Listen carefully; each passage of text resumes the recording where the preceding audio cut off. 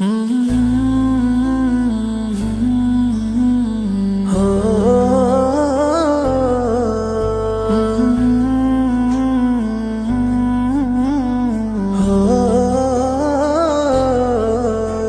رسول الله يا حبيب الله يا شفيع خير البراء يا رسول الله يا حبيب الله يا شفيع خير البراء يا رسول الله يا حبيب الله يا شفيع قمر الدجى رسول الله يا حبيب الله يا شفيع.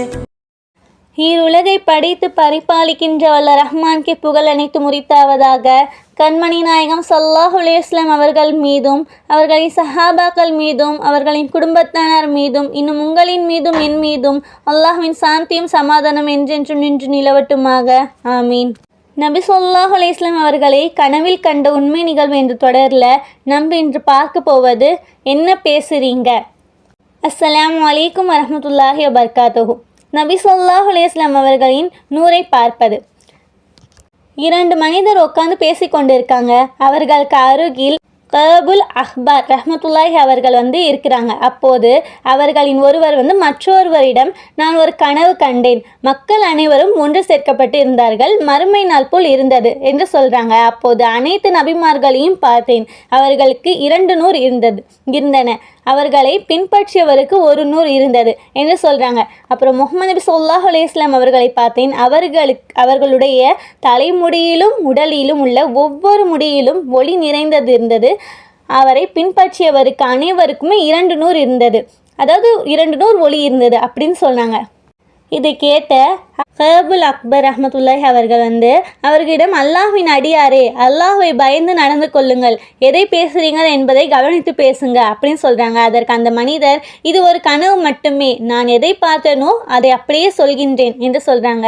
அப்பொழுது கஅபுல் அஹ்பார் ரஹ்மத்துல்லாஹி அவர்கள் முஹம்மது நபி ஸல்லல்லாஹு அலைஹி வஸல்லம் அவர்களை சத்தியத்துடன் அனுப்பிய அல்லாஹ்வின் மீது சத்தியமாக, மேலும் மூசா பின் இம்ரான் அவர்களுக்கு தௌராத்தை இறக்கிய வைத்த அல்லாஹ்வின் மீது சத்தியமாக, நீ கூறியது போலவே இது மூசா பின் இம்ரான் அலை அவர்களுக்கு இறக்கப்பட்ட அல்லாஹ்வின் நூலில், அதாவது தௌராத்தில் உள்ளது.